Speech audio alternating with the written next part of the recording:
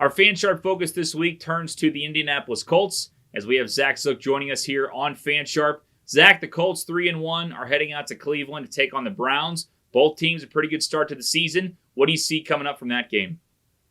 Well, first of all, on the offensive side of the ball, the Colts have been in a variety of different types of games. They've been able to win in a variety of ways. They have been able to win a high-scoring game, and they have proven now this past weekend that they've been able to win a low-score, grinded-out type game as well.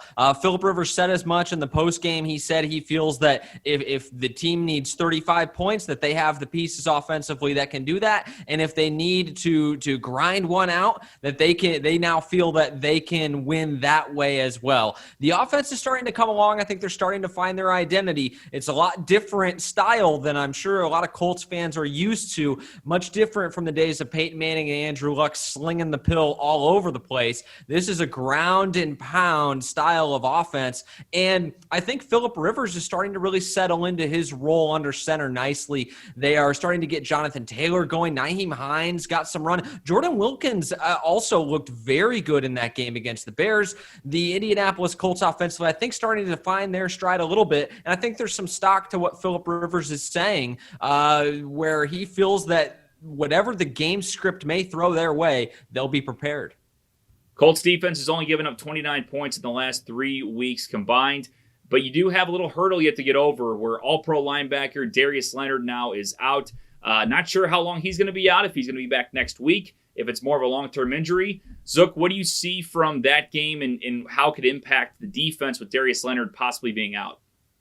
Well, they did not escape Chicago without their fair share of injuries. In fact, they left pretty beat up. All-pro linebacker Darius Leonard being chief among them, as you mentioned, but they also lost Bobby Okereke, their second linebacker, to injury as well. In fact, he underwent surgery on his thumb already earlier this week. They lost their cornerback, Rock Yassin. Good news on all of those injuries, especially on the defensive side of the ball, is that Frank Reich isn't ruling any of them out for this Sunday. Now, the likelihood that Okereke or Darius Leonard plays yet to be seen. We haven't seen the practice reports, and that'll likely have a big impact as to whether or not they go on Sunday against the Browns. However, it is going to be a story to follow because the Cleveland Browns have turned into a ground and pound team themselves. They have taken the ball out of Baker Mayfield's hands a little bit, and first-year head coach Kevin Stefanski is settling in a little bit. And although the Browns lost Nick Chubb due to injury as well, he has a sprained MCL and is going to be out on Sunday. They still have Kareem Hunt to turn to, and so their run-first approach is going to force the Indianapolis linebackers to play a good game, whoever that may be. But good news for the Colts, at least, is that even though Leonard and Okereke could potentially miss this Sunday, it appears as though they escaped Chicago without suffering serious season-ending injuries. 3-1 Colts against 3-1 Browns coming up, 3:25 Central on Sunday. Thanks, Zook. Appreciate it. Thank you.